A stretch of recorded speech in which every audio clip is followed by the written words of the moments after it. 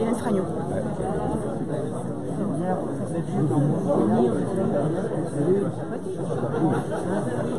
On va pas dire ça, sinon vous ne seriez pas. Oui, ça fait longtemps qu'on a.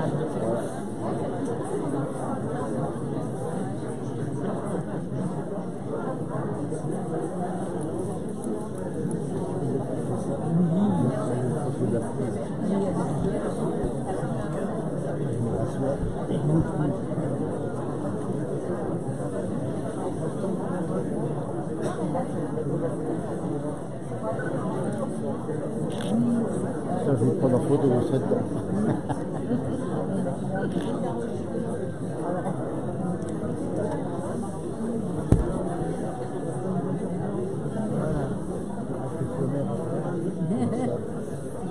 Je pourrais dormir après.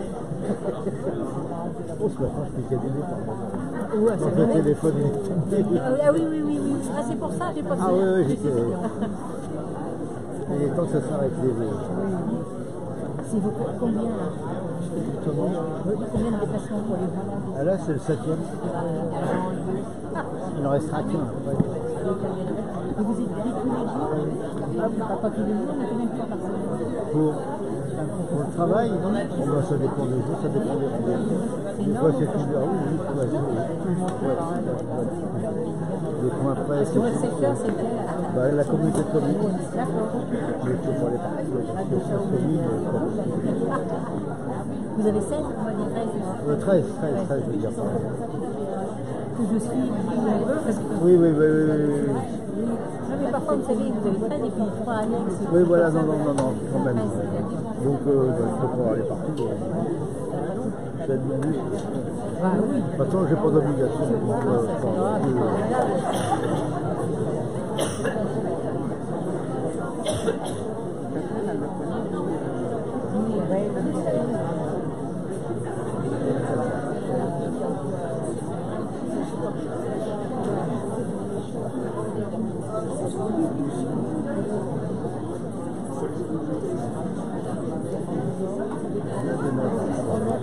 Bah, la semaine dernière, c'est normal. Puis, monsieur le président, ça Oui, se place. c'est vrai. C'est normal.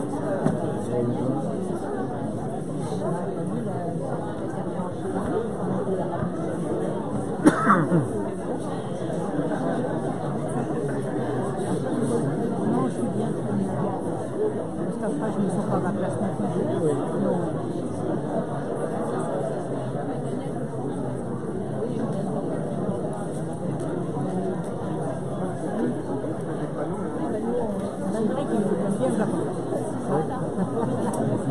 Oui, s'il n'était pas content, oui, vous me direz, voilà. Oui.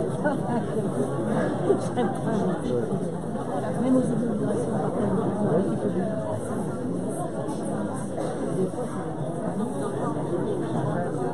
bon, parfois, c'est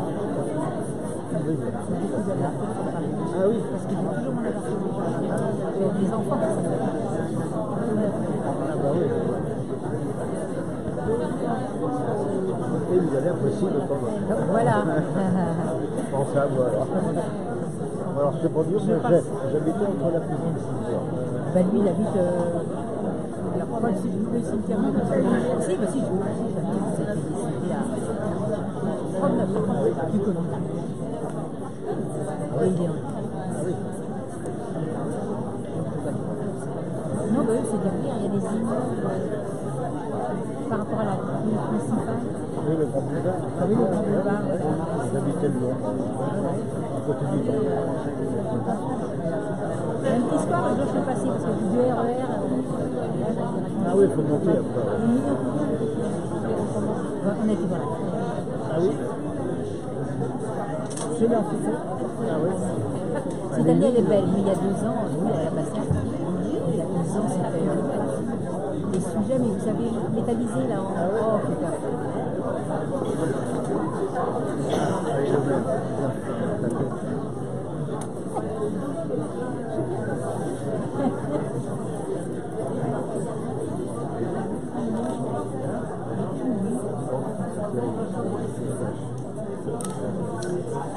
Et bonsoir à tous et à toutes. Est-ce que vous m'entendez bien, au fond?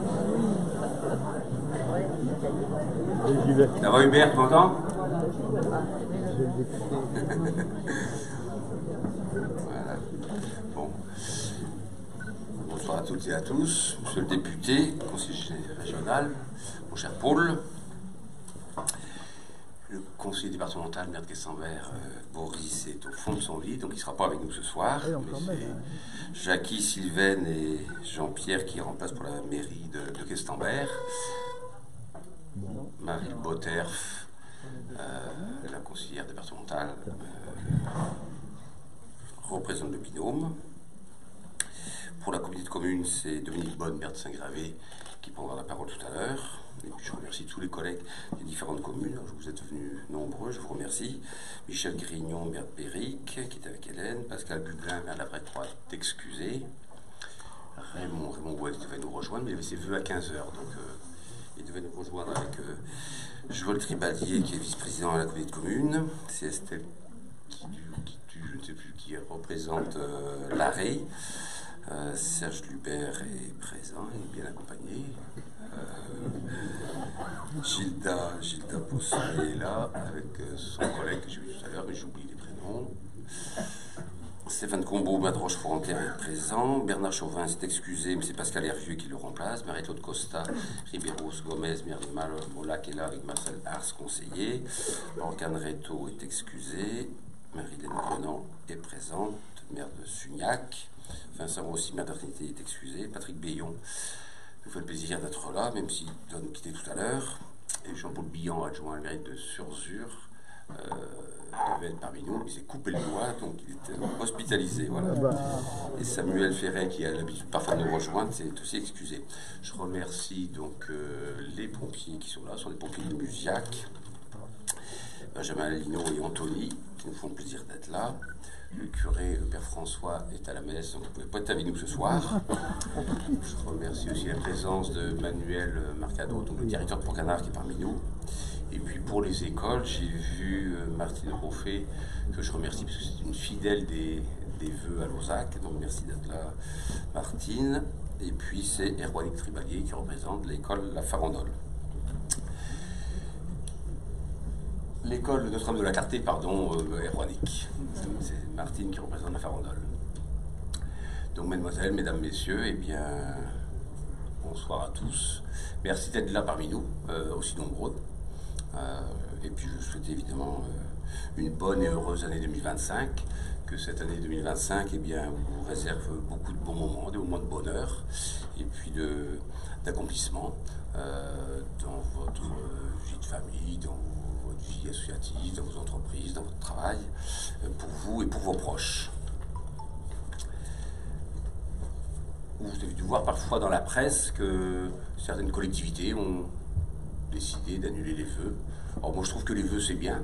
On a discuté avec les élus, aussi très content. Ah. Ah. Est-ce que c'est mieux comme ça au fond? Voilà. Donc je disais pour les vœux, bah oui, moi je trouve que de se réunir, c'est plutôt sympathique, de se rencontrer, de se dire bonjour, de donner une poignée de main, c'est irremplaçable, alors ce n'est pas du tout désuet, et donc on est content de vous accueillir ici.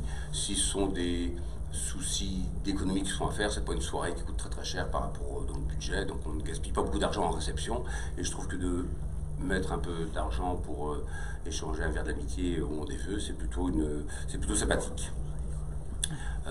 En plus, on fait simple dans nos communes, donc c'est pas dispendieux. Je sais aussi pour que cette soirée de vœux soit réussie et appréciée des participants, bah, faut que ce soit court. Donc ce que je demande tous les ans, moi je vais vous parler pendant à peu près 20 à 30 minutes, et je demanderai à Paul, Marie et puis Dominique d'essayer de faire court, 5 minutes, moins de 10 minutes en tout cas, pour que dans une heure on soit ensemble à échanger, parce qu'il ne faut pas que ce soit une soirée que de l'écoute, c'est aussi pour que vous puissiez échanger avec les élus. Quelques mots peut-être sur le contexte général, je pense, au niveau international. Les mois de janvier se ressemblent, les vœux se succèdent d'année en année, et parfois on se répète, parce qu'évidemment, il y a un an, on parlait déjà de l'Ukraine, depuis 3 ans même, on parlait aussi de Gaza. J'espère que 2025 sera l'année où ces conflits vont arrêter, même si on sait que parfois, quand des conflits arrêtent, ça peut redémarrer ailleurs sur Terre. Enfin, c'est ce qu'on peut leur souhaiter. On a aussi une pensée, évidemment, pour tous les gens qui ont vécu des problèmes météorologiques en France et ailleurs. Je pense notamment à Mayotte, c'est un département français. C'est vrai qu'il est loin de nous, mais on imagine la détresse des gens qui se sont retrouvés victimes du cyclone. En France métropolitaine, c'est pas forcément les problèmes météo, même s'il y en a qui nous perturbent le plus, c'est plutôt la situation politique. 2024 a été une année très particulière en France, puisque 4 premiers ministres en une année. Je crois que la 5e République n'avait jamais connu ça. Une dissolution, surprise, surprenante, qui n'a pas ajouté un peu de la sérénité. Et donc j'espère que 2025, les choses vont s'arranger, à la fois chez les décideurs et puis aussi au Parlement, pour en dire peut-être un mot, mais je pense qu'on a besoin d'être rassurés. En plus, entre deux premiers ministres, on a appris les caisses étaient vides. Évidemment, ça va nous impacter tous dans nos collectivités. Le département a déjà réagi. Nos dotations ne vont pas s'améliorer. Et donc, indirectement, ce sont les citoyens qui vont payer les problèmes de gestion. Pierre Mendès France disait « Les comptes en désordre sont la marque des nations qui s'abandonnent ». Alors j'espère qu'on n'est pas à l'abandon quand même en France. J'espère qu'il y aura un sursaut. Mais enfin, j'espère que tout le monde prendra ses responsabilités qu'il faut en 2025. Alors après, il ne faut pas trop noir sur le tableau. Hein. On a la chance comme de vivre dans un pays démocratique, où la démocratie fonctionne, c'est un pays libre, avec un niveau de vie moyen qui est quand même très élevé par rapport à plein d'autres humains sur Terre, donc on ne doit pas trop se plaindre. Alors je veux bien me monter de micro, parce que je crois qu'il y a un peu de problème au fond, mais j'ai peur que ça grésille encore plus.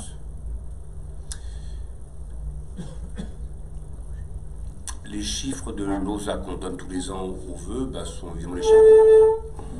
Ah ben le R7 maintenant.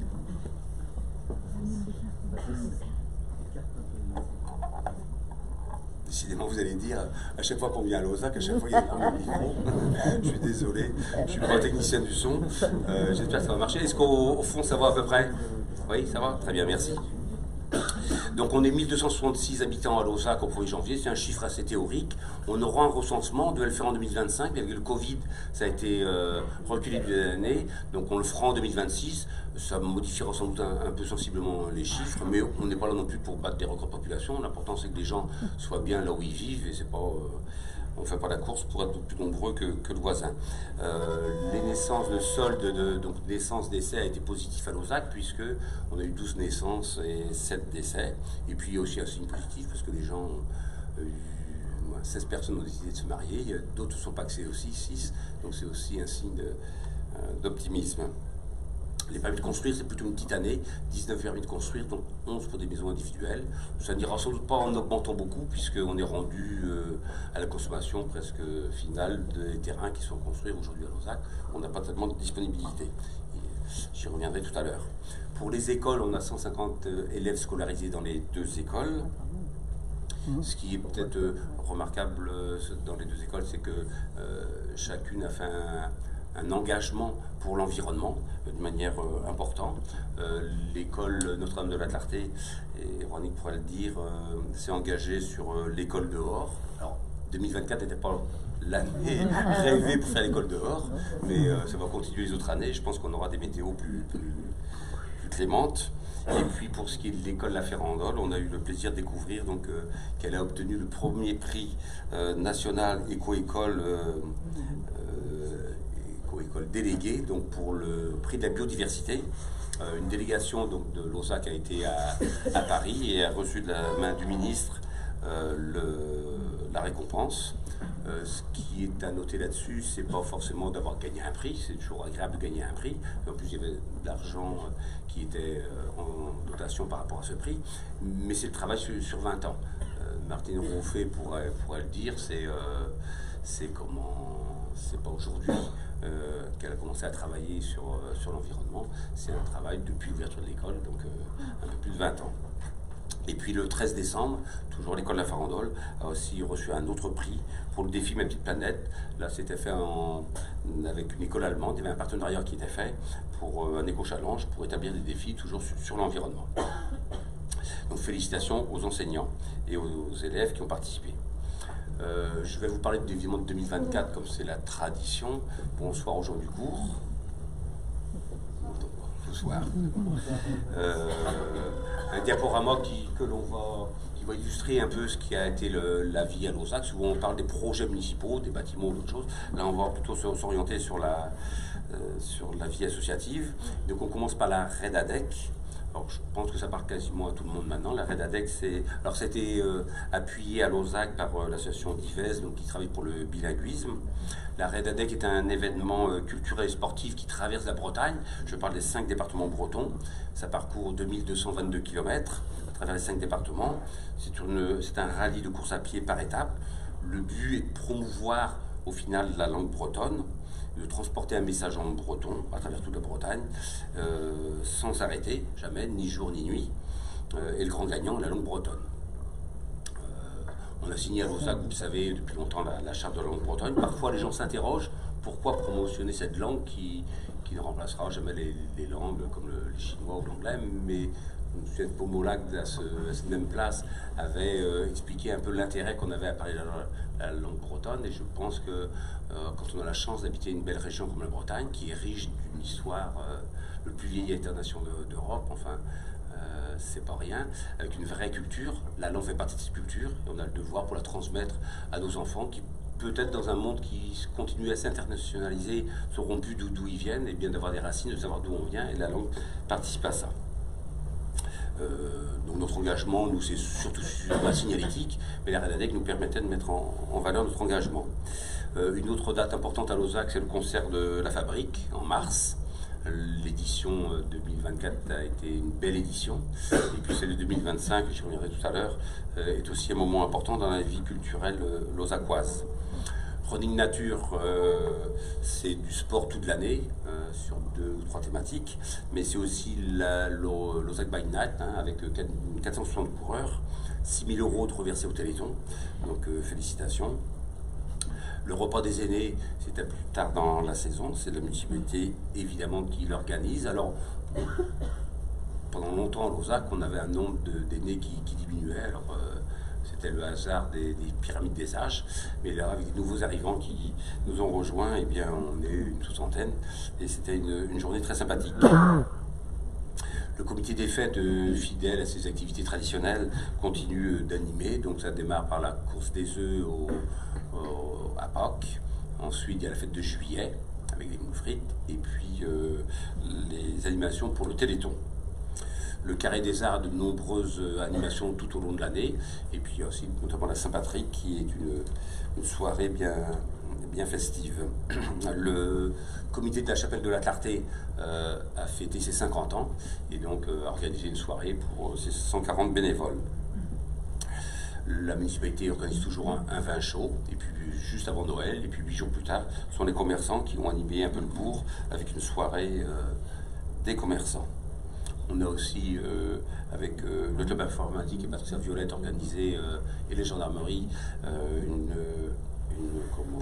une soirée cybersécurité où il y avait beaucoup de monde. Et puis, j'ai certainement oublié des associations qui remplissent aussi leur rôle. Merci à tous.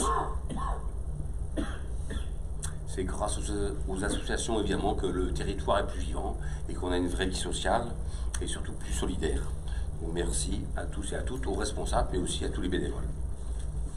Quelques mots aussi sur le PNR, parce qu'on n'en parle pas à chaque fois, mais évidemment, on a toujours des liens, des activités avec le PNR. Donc on a retravaillé en 2024 sur les trames naturelles. Il y a aussi un inventaire des mares qui a été fait, et certaines mares ont d'ailleurs été restaurées au mois de novembre. Il y a aussi un travail qui a été fait avec l'école de la Farandole sur le renouvellement des valeurs parcs. Et puis il y a une exposition dont s'est occupée Brigitte, parce que Brigitte est là, qui est la technique et la cheville ouvrière un peu de Lausac pour le PNR. Elle a organisé cette exposition sur la biodiversité. Et puis enfin, donc là, vous avez dû le voir dans la presse, le parc naturel régional donc, du Golfe Morbihan a ses 10 ans. Il est rendu donc au bout 12 ans, la charte se termine, donc il faut anticiper. Et on commence à retravailler sur cette charte. C'est un travail important qui va durer presque 2 ans pour être revalidé au niveau national. On est 2 communes de Quessenberg Communauté maintenant à être dans le parc, puisque Béric nous a rejoint depuis 2020. On parle comme dans beaucoup de communes de la fibre optique. Tout le monde attend d'être raccordé. Alors je vous ai dit l'an passé qu'on serait raccordé en 2026 parce qu'on était dans la dernière tranche. Pour une fois, et c'est pas si fréquent, ça a pris un peu d'avance. J'espère ne pas me tromper en vous disant. Donc les réseaux sont mis en place en souterrain dans la zone de la partie urbaine, en aérien dans les campagnes. Il reste des travaux de raccordement à faire et probablement d'après Ludovic, qui est le spécialiste un peu au conseil, il me disait que les opérateurs pourraient être invités à partir de septembre à raccorder les citoyens. Cette fibre optique a obligé évidemment à ce qu'on fasse un adressage, qu'on change. C'était une obligation. Je sais que ça a perturbé certains d'entre vous parce que certains ont dû changer d'adresse. C'était réglementaire. Ça pose quelques petits soucis, mais on oubliera. Non seulement c'est obligatoire pour la fibre optique, mais c'est aussi utile maintenant. Tous les jours, les gens se font livrer des choses à domicile. Parfois, les gens, avec des adresses non conformes, on ne sait pas trop où aller. Et puis, je pense aussi à la sécurité. Je vois les pompiers. Évidemment, d'avoir des adresses précises où on sait se rendre à n'importe quelle heure du jour ou de la nuit dans une maison, c'est aussi de la sécurité derrière. Sur la voirie, on n'a pas fait beaucoup de travaux cette année. On avait fait des gros travaux en 2022 et 2023, plus de 100 000 € chaque année. Là, on a levé le pied un peu. On a fait une quarantaine de milliers d'euros pour juste de l'entretien. Et il est probable aussi qu'en 2025, si on attaque les travaux du bourg dont je parlerai tout à l'heure, on ne fera pas non plus beaucoup d'autres travaux que cela. Par contre, sur les itinéraires et les déplacements, en dehors des voies routières, on a travaillé sur la boucle du Guernec. Donc la boucle du Guernec, pour les marcheurs, vous devez savoir ce que c'est, elle fait partie du PDIPR, donc le plan départemental d'itinéraire de randonnée. Pour les Lausacois qui la pratiquent, et bien quand on venait de Kerlan, du Codigo, du GoVélo, on arrivait un peu vers la Bouchetterie, et là on avait un petit passage qui était bitumé et donc un peu en zone urbaine, et donc on a décidé de racheter des terrains pour rester plus en campagne, et on passe par le petit bois d'Argraël pour rester que sur des parties non goudronnées. On avait déjà parlé de ça, ça a traîné un peu, mais c'est pas de notre fait. L'éclairage du rond-point, quand on vient de la route de Noyal, on traversait dans le noir la départementale, et on avait toujours des inquiétudes par rapport à la sécurité. Les jeunes et les moins jeunes, parfois on le regarde sur leur téléphone, on ne regarde pas forcément une voiture qui arrivait, et ça commençait à devenir dangereux. Donc on avait prévu de le faire début 2025, et les travaux ont déjà démarré dans les premiers jours de janvier. Pour les zones loties, j'en parlais tout à l'heure, et bien il y a le pré de Jeanne, des nouveaux arrivants qui vont bientôt habiter leur maison. Les 10 lots sont quasiment, les maisons sont sorties de terre. Le clos de la Prairie, c'est aussi un lotissement privé, c'est auprès du parc du Lit. Là, il y a 8 lots, c'est viabilisé, et les permis commencent à arriver. Et pour ce qui est d'Argraël, la tranche 3 est finie, on est en train de mettre les clôtures en place, faire les plantations. Les gens habitent déjà dans leur maison, donc c'est la fin d'Argraël. Il reste la tranche 4 avec 10 lots, et là on est en train de travailler sur la finalisation des plans, donc elle sortira dans l'année 2025. Un autre changement pour nous, mais c'est la même chose à Limerzel ou à Quessenberg, on travaillait dans un groupement d'achat avec un prestataire de service. C'était bien, mais la municipalité de Quessenberg a voulu faire mieux, passer en régie, donc en achetant ne peut avoir de prestataire, elle a ses propres salariés qui travaillent à la cantine, elle le gère en direct, on est toujours en groupement, et donc aujourd'hui, eh bien, ce sont des produits locaux et bio à 94% qui viennent de la Bretagne à 5, et donc 40% du Morbihan. Même le poisson est frais, et puis les enfants ont remarqué déjà dans la DCS, notamment quand on mesure les refus, que la qualité de l'alimentation s'est améliorée. Alors vous me dites, bah oui, si c'est meilleur, ça va être plus cher. Je pense que pour avoir manger de qualité, qu'on soit enfant ou adulte, il faut accepter de payer le prix. On ne peut pas avoir tout à bon marché si la qualité se paye. Et le prix des produits de qualité ne rentrent que pour une faible part dans le coût d'un repas. Donc il ne faut pas lésiner là-dessus. Mais en plus, sur l'augmentation des prix, ce n'est pas vrai pour tout le monde, puisque si certaines familles ont vu le repas un peu augmenter, d'autres ont même pu bénéficier maintenant du repas à 1 €, puisqu'il y a une tarification sociale sur les quotients familiaux qui a été mise en place. Quand je disais qu'on n'avait pas fait de grands chantiers en 2024 à Lauzac, on a plutôt travaillé sur les 2 chantiers dont on parlait déjà l'année dernière, dont on parlera encore l'année prochaine. C'est l'étang et l'aménagement du bourg. Donc sur ces 2 dossiers, on a plutôt fait du travail intellectuel, c'est les études, les financements qu'on a mis au point. Pour l'étang, l'assèchement, la mise à sec va démarrer, donc sera faite au mois de mai 2025. Le premier trimestre va servir à choisir des entreprises. Ça restera comme ça pendant quasiment, alors, avec des normes pour les poissons pour être triés. Ceux qui sont des espèces acceptables seront mis dans d'autres étangs. Ceux qui sont indésirables iront à l'équarrissage. Et en 2026, eh bien, les travaux continueront à se faire. Le réaménagement va démarrer. La rivière reprendra son cours d'eau naturel. Et puis les travaux devraient se terminer pour octobre et novembre 2026. Pour ce qui est de l'aménagement du bourg, dès 2025, les enfouissements de réseau, je pense notamment à la téléphonie et à l'électricité, rue du Grand Clos, eh bien, seront mis en tranchée. Ça va évidemment perturber un peu les circulations, mais on ne peut pas faire autrement quand on fait des travaux. Le chantier d'aménagement du bourg donc va être divisé en 3 phases. La première, même si le plus urgent pour nous était un peu le centre du bourg, on va évidemment commencer par le fond pour ne pas abîmer ce qu'on vient de construire en allant sur la route du Corvélo. Et donc on va démarrer par le plus à l'ouest et puis revenir vers le centre du bourg. Et donc ce sera fait en 3 tranches. On avait prévu 25, 26 et 2027. Peut-être que les problèmes budgétaires obligeront la municipalité à reculer ses travaux parce qu'il faut s'adapter. Et puis c'est toujours des travaux qui sont coûteux et peu subventionnés. On compte sur le département pour avoir le minimum syndical en termes de dette, mais il faut plus y compter pour 2025. Les plans généraux vont être faits. Pour ce qui est des enfouissements de réseau, c'est assez simple. Pour ce qui est de ce qu'on va mettre en surface, c'est-à-dire qu'est-ce qu'on va dédier au vélo, aux piétons et à la voiture, c'est encore en réflexion. Et vous pourrez, dès le 1er février, le samedi matin, de 10h à midi, on va venir avec le bureau d'études faire une déambulation dans le bourg. Et vous pourrez, ceux qui souhaitent donner un avis ou consulter les plans, eh bien échanger avec le bureau d'études et les élus pour qu'on recueille tous les avis, parce qu'on n'a pas énormément de scénarios possibles. On a 2 rues à peu près qui sont un peu parallèles et on n'a pas de rues très larges en plus, donc on est un peu contraint, mais rien n'est arrêté, donc c'est à discuter. Et puis le 6 février, il y aura une réunion ici dans cette salle, encore pour exposer un peu le projet tel qu'il a été pré-pensé, mais tout est amendable au jour où je vous parle. On n'a pas fait en 2024, mais on le fera certainement en 2025. On avait planté dans le jardin du curé, derrière l'ancien presbytère, donc auprès du parc du Die, un verger. Et puis on pourrait aussi, sur des terrains qu'on a acquis en 2023-2024, planter d'autres arbres. Je sais que le PNR sollicite un peu la municipalité, savoir si on veut rentrer avec Climaction, on participe aussi à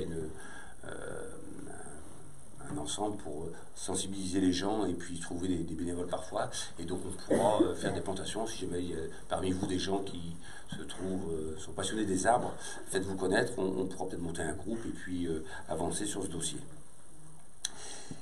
Je vous parlais de l'éclairage tout à l'heure qui traverse la CD 140 quand on vient de Noyal. Une des causes un peu du retard que ça a pris ce petit chantier, c'était par rapport à la voie cyclable.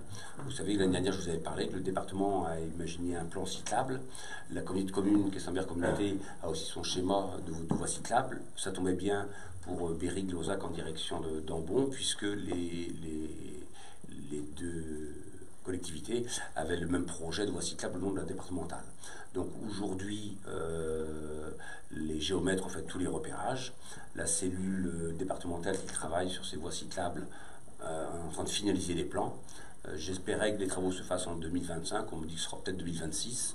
Mais l'idée est qu'on puisse partir de Berrig vers l'Atlantique en toute sécurité. C'est bien. Après, on avait imaginé nous aussi qu'on pourrait aller vers du côté de Rochefort-en-Terre, mais là, la configuration est plus difficile puisque la route est sinueuse, étroite, on passe dans des zones humides, donc ça prendra sans doute plus de temps. Mais au moins sur cette partie ici, on pourrait avancer. Je dirais, il y a eu aussi un projet d'éolien, vous avez entendu parler, on devait rechanger les éoliennes sur l'Ozac. Le projet est aujourd'hui, non pas enterré, mais les entreprises discutent entre elles, et donc je pense qu'on n'en parlera pas en 2025. Pour la haie, la grosse zone de la haie, alors Dominique en parlera dans son propos sur la communauté, mais juste un mot puisqu'on est à Lauzac et que les travaux qui vont démarrer sont perturbés aussi quelques déplacements. Donc il y a dans la zone de la haie, il y a 2 parties. Il y a Pro-Canard qui existe déjà et la future zone. La future zone, eh bien, les travaux vont démarrer. Je regarde Raymond avec le SIAC pour enterrer les réseaux d'eau usée et potable au 1er semestre. Le rond-point devrait démarrer aussi au 1er semestre sur la RD 140, et puis les voies routières principales. La mise en commercialisation pourrait être imaginée au 2e semestre. Et puis, Pro-Canard, Manuel est là, il pourrait le dire mieux que moi, il y a un projet d'investissement donc important qui est prévu sur l'usine, parce que l'usine a été modernisée sur la partie abattoir il y a 2 ou 3 ans maintenant. Il y a tout le reste, la découpe, le froid, etc. aussi à refaire. Et donc il y a des projets pour beaucoup de millions d'euros qui sont prévus dans les années à venir. Manuel me disait aussi Pro-Canard est à la recherche de salariés, parce qu'il y a des salariés qui vont partir. Alors les gens ne partent pas parce qu'ils ne sont pas contents de l'entreprise ou de leur travail, ils partent parce qu'ils ont droit à la retraite, et c'est un peu comme chez les paysans. La pyramide des âges fait qu'on a beaucoup de gens qui ont passé plusieurs décennies maintenant à Pro-Canard et qui font valoir leur droit à la retraite. Donc sachez qu'il y a de l'emploi qui est ouvert à l'entreprise. Toujours sur Pro-Canard, le magasin a encore augmenté son chiffre d'affaires cette année, vous êtes nombreux à y aller, donc ça veut dire que les produits plaisent et sont bons. Et puis on a échappé heureusement à la grippe aviaire en 2024, assez rapproché, mais elle ne nous a pas touché, heureusement. Ça veut dire que le vaccin fonctionne, même s'il a fermé quelques pays à l'export. Voilà. J'en ai fini donc sur la partie économique, sur les projets de Lauzac en 2025. Il me reste à vous remercier. Vous dire ma reconnaissance sincère à tous les gens qui participent à la vie de la commune. Je pense notamment au personnel, qu'il soit administratif ou technique. Alors je ne vais pas tous les présenter. On a deux personnes qui nous rejoignent en ce début d'année 2025. Il s'agit de Jérémy Evano, qui n'est pas venu ce soir, il avait une soirée programmée familiale. Il y a Laetitia Lepriol qui nous rejoindra, elle, je lui ai demandé de se lever. Voilà. Elle va nous rejoindre en début février, puisque Erwan, Sébastien et David, qui ont participé au service technique jusque-là, ont décidé de changer de métier. Merci au conseil municipal pour sa présence et son travail tout au long de l'année. Un grand merci aux adjoints. Alors je pense évidemment à Mariani qui est présente au quotidien sur les affaires scolaires, sociales, l'organisation des fêtes comme ce soir, et puis aussi à Ludovic Collomb, Laetitia Réon et Hugues Brabant qui participent vraiment de manière très régulière, et c'est un bon bureau municipal qui permet d'avancer. Merci aussi à Romain et à Brigitte qui ont fait la technique ce soir, et puis à Geneviève qui a décoré la salle. Il y a eu plusieurs remarques qui félicitaient l'accueil à Lauzac, donc merci Geneviève. Un grand merci encore aux associations, donc je l'ai dit tout à l'heure mais je le répète, aux commerçants, je ne sais pas s'il y en a dans la salle, si je vois Olivier là-bas, qui participent aussi un peu aux animations et qui servent les Lauzacois tout au long de l'année par leurs prestations. La même chose pour les artisans, les entreprises, voilà. J'en ai fini. Avant de passer la parole, je vous donne quand même quelques dates sur les animations de 2025. Donc le 22 février, il y aura ici avec le comité des fêtes la soirée créole. Le 14 mars, la Saint-Patrick au Carré des Arts. Le 15 mars, je l'ai dit, on invitera les nouveaux arrivants dans cette salle. Et puis le 21 et le 22 mars, je vois Jean-Noël et Denis qui sont là-bas, qui commencent à compter des réservations pour la belle affiche et la belle programmation, notamment avec Soldat Louis pour le 21 et 22 mars. Voilà. Encore merci de votre attention. Bonne année à tous et à toutes.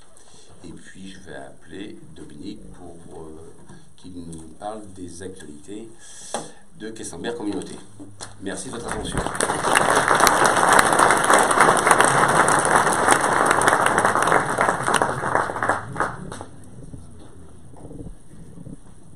Je vais faire un petit film hein, qui va démarrer. Voilà.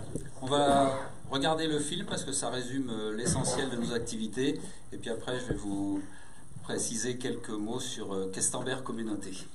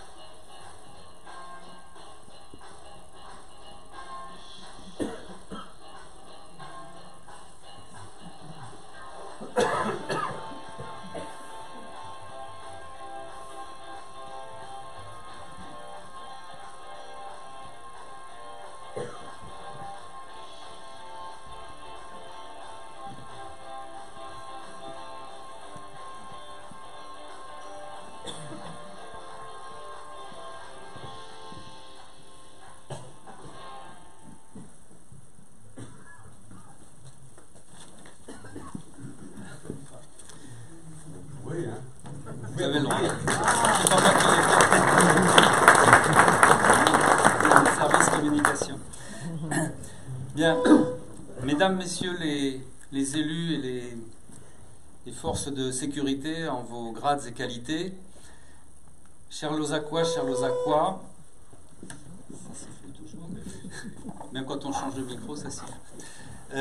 Mesdames, messieurs,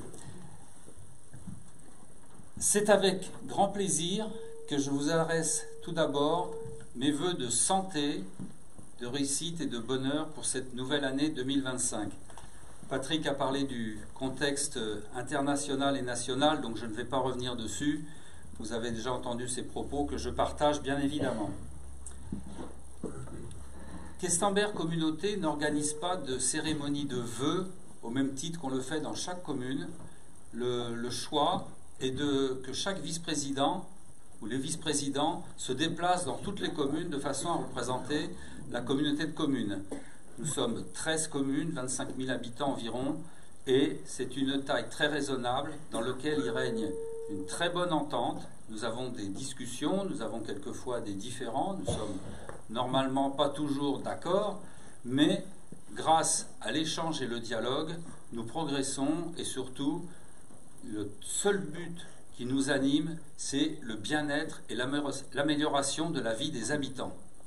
Donc c'est très important et c'est possible à 13, c'est peut-être possible à un peu plus.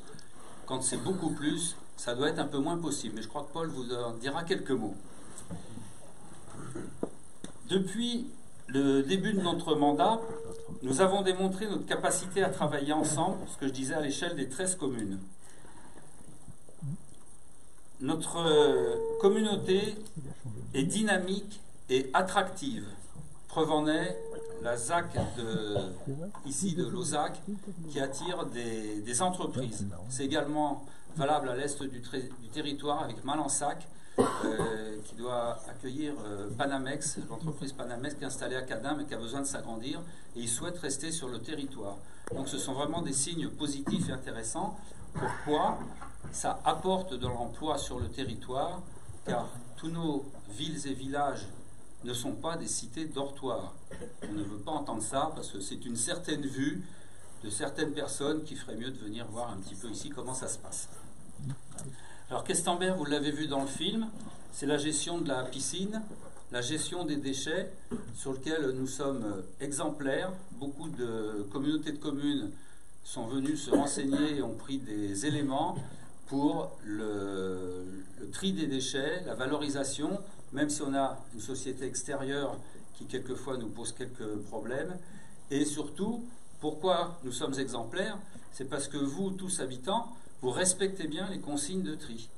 Et ça, c'est très important. Donc c'est à vous que reviennent ces compliments. Sur 2024, Patrice en a parlé, nous avons eu l'annulation du PLUI, de la communauté de communes, suite à un recours auprès de la Cour administrative d'appel de Nantes, alors que nous avions gagné à Rennes. Bon, je ne vais pas revenir dessus. C'est une décision lourde de conséquences, mais nous n'avions pas attendu cette décision pour commencer à travailler sur la révision du PLUI. Il y avait besoin de le changer. On repart sur un nouveau document, puisque maintenant on est revenu aux plans communaux, et il y a une singularité, c'est Saint-Gravé, on est en carte communale, donc ça remonte très loin. Et la durée de révision était de 2 à 3 ans. En se mettant dès 2024 à retravailler sur un PLUI, la durée sera sensiblement la même pour établir un nouveau document, et qui nous permettra d'avoir tous la même cohérence sur tous nos territoires. Le climat, Patrice en parlait avec les écoles et les actions menées, c'est évidemment un enjeu prédominant. Il ne faut pas attendre que l'autre fasse pour le copier ou essayer de faire mieux. Si tout le monde fait, on progressera ensemble. C'est pour ça qu'on a parlé de l'appel au projet citoyen Récolte. Cet appel à projet a été pensé pour soutenir les initiatives locales en faveur des transitions et de l'environnement. Et il a permis de mettre en lumière la capacité d'innovation de 6 acteurs locaux, mais également la volonté de citoyens de contribuer à ce défi collectif. Pour 2025, les projets ne manquent pas. Et en tant que vice-président aux finances de la communauté de communes, on était encore en réunion hier avec Patrice et Stéphane, évidemment, il faut établir un budget sans avoir aucune indication des dotations que l'on pourra avoir. Donc, c'est très difficile, il nous faut être très prudent. Néanmoins, nous poursuivrons l'accompagnement aux acteurs économiques, agriculteurs, commerce, artisanat, entreprises et industries. Pour l'agriculture, vous n'êtes pas sans savoir que toute une génération d'agriculteurs va faire valoir ses droits à la retraite. Je crois que Patrice est bien placé puisqu'il s'en rapproche tous les jours. Mais bon, voilà. Et surtout, il y a la transmission des terres à cultiver. Il ne s'agit pas que des grandes sociétés multinationales s'approprient les terres et les exploitent au maximum dans des conditions pas toujours favorables. Aussi, Questenberg Communauté a été choisi pour l'expérimentation d'échange de parcelles. Je m'explique. Vous avez plusieurs agriculteurs aujourd'hui qui ont leurs parcelles un peu chez eux, une à 10 km, une à un autre endroit. Qu'est-ce qu'ils font? Ils sont en tracteur sur les routes, ça leur consomme beaucoup de temps, ça leur fait des frais, et puis tout le monde se croise sur la route. L'idée, c'est de regrouper les parcelles autour des exploitations, comme ça se fait très bien en élevage laitier dans certains endroits. Les vaches, elles pâturent autour de la ferme, il n'y a pas besoin d'aller, brouter pour elles avec des machines, etc. Donc c'est le but, et c'est Questenberg Communauté qui a été choisi. Donc c'est très important. Évidemment, il y aura sûrement quelques petites discussions. C'est comme quand on échange des rangs de vignes dans les régions viticoles. Mon rang est très bien, le rang du voisin, il est nul. Hein. Bon, mais on n'ira pas jusque-là parce que justement, il y a un dialogue et c'est aussi là la concertation, les échanges qui nous permettront d'avancer. Patrice l'a dit, au deuxième semestre 2025, il y aura la commercialisation des nouvelles surfaces sur la ZAC qui vous concerne directement. C'est une ZAC de 15 hectares et il y a des candidats pour s'installer dans notre secteur. L'avantage que vous avez ici, à Lauzac et dans les communes plus à l'ouest de la communauté, c'est que vous n'êtes pas loin de la nationale 165. Quelquefois le matin, ça avance moins vite que sur les départementales, mais vous avez ce facteur-là. Alors il y a des communes qui sont traversées par des 4 voies, je crois que c'est la 166, n'est-ce pas Raymond? Mais il n'y a pas de sortie pour chez lui. Je ne dirais pas qu'il n'y a pas de route, comme ça a été dit tout à l'heure. Donc les routes ne sont pas assez larges, ouais, mais c'était un peu dur, hein. Donc je compatis. L'autre gros projet phare pour 2025, c'est la construction du pôle social communautaire à Questembert. Actuellement, les services sont répartis dans plusieurs bâtiments de la ville. Il faut aller à plusieurs endroits si on a plusieurs démarches à faire pour simplifier. Tout va être regroupé donc sur le parking des Buttes, à côté du lycée, et près de notre salle de l'Asphodel. Ça va être un bâtiment fonctionnel, administratif, où tout sera regroupé. Vous avez vu dans le film la maison Pop, ici pour l'ouest du territoire. Je n'oublie pas, c'est pas mentionné, mais sur l'est du territoire, nous avons le centre social Éveil, qui fait la même chose. C'est en train de se rapprocher, de se ressouder de façon à ce qu'il y ait un ensemble. Le CIAS ne concerne pas que Questembert et l'Ouest. Je tiens à le préciser aussi. Ainsi, dans ce pôle social, toutes les générations s'y côtoieront, les tout-petits, les enfants, les jeunes des accueils de loisirs, les familles et les habitants fréquentant ces services.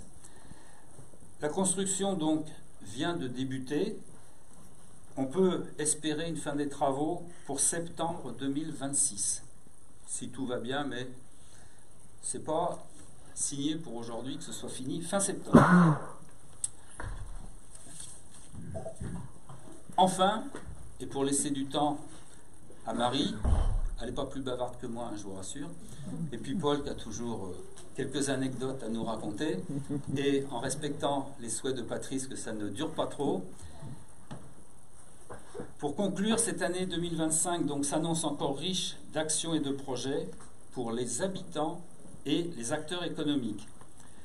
Sachez que tous ces projets sont pensés pour vous, car nous avons à cœur que chacun s'épanouisse au sein de notre beau territoire. Grâce à l'implication de tous, élus, agents communautaires, partenaires, ces beaux projets deviennent possibles et réalisables.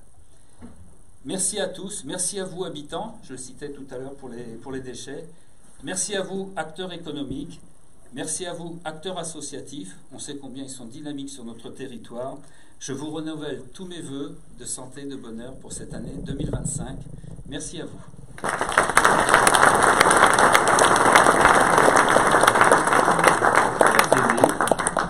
Bien pour le petit mot du département. Bonsoir à toutes et à tous. Je vais faire un protocole très raccourci en vous saluant et en remerciant Patrice et le conseil municipal de cette invitation. Donc on devait être 2 ce soir et c'est pas moi qui devais parler, mais effectivement Patrice, tu l'as dit, Boris est au fond de son lit. Je vais refaire la même blague qu'à le cours. Je pourrais presque tenter de dire qu'heureusement que les femmes sont là, mais j'ai un peu peur du retour de karma et je préfère me méfier, donc je ne vais pas la faire. Donc je suis ravie d'être avec vous ce soir. Ces rendez-vous annuels restent une belle opportunité de venir à la rencontre des habitants du territoire. Et comme à notre habitude, je vais vous présenter rapidement les actions du département qui restent parfois mal connues. Nous sommes toujours investis et passionnés par le mandat qui est le nôtre et nous essayons de nous mettre à votre disposition dès que cela est possible, que vous soyez un élu, une association ou bien une citoyenne ou un citoyen du territoire. Nos 3 réunions annuelles cantonales avec vos élus municipaux sont l'occasion d'échanger autour des thématiques qui sont celles de vos communes. Nous tenons ici à témoigner de l'engagement et de l'investissement qui sont les leurs pour faire de votre commune un territoire accueillant et à l'écoute du plus grand nombre avec l'intérêt général au cœur de leurs préoccupations.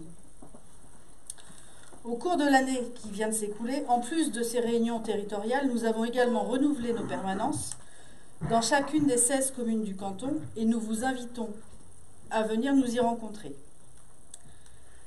L'instabilité parlementaire et gouvernementale plonge une partie des citoyens dans une inquiétude forte. Les efforts demandés par l'État aux collectivités locales, communes, agglomérations, départements ou régions, alors qu'elles ont l'obligation de présenter des budgets à l'équilibre, ne pouvaient que provoquer un sentiment d'injustice auprès des élus locaux. Pour le département, l'année 2025 sera marquée par une première depuis de nombreuses années. Une année durant laquelle le budget verra s'effriter ses recettes et multiplier ses dépenses contraintes. Alors oui, la situation se tend, mais pour avoir représenté l'opposition lors des assises des départements de France en novembre dernier sur Angers, je peux vous assurer qu'il y a plein d'autres départements en France où les situations sont beaucoup plus problématiques que la nôtre. Petite touche d'espoir. J'ai appris depuis mes vœux Sunac de faire un peu moins noir. Avec un retour au droit de mutation à titre onéreux, c'est-à-dire les frais de notaire, au niveau de ceux de l'année 2018, cela représente une baisse de recettes de près de 55 millions d'euros. Dans le même temps, les besoins de financement pour l'aide personnalisée à l'autonomie, l'APA, et de la prestation compensatoire du handicap, la PCH, ainsi que le revenu de solidarité active, le RSA, nous amènent à une hausse des dépenses de 20 millions d'euros. Dans ce cadre budgétaire à la fois difficile et très incertain, la majorité départementale a présenté le 16 décembre dernier un budget qui se resserre autour des politiques publiques spécifiques au département. La conséquence majeure est la suspension de nombreux dispositifs à l'investissement des communes.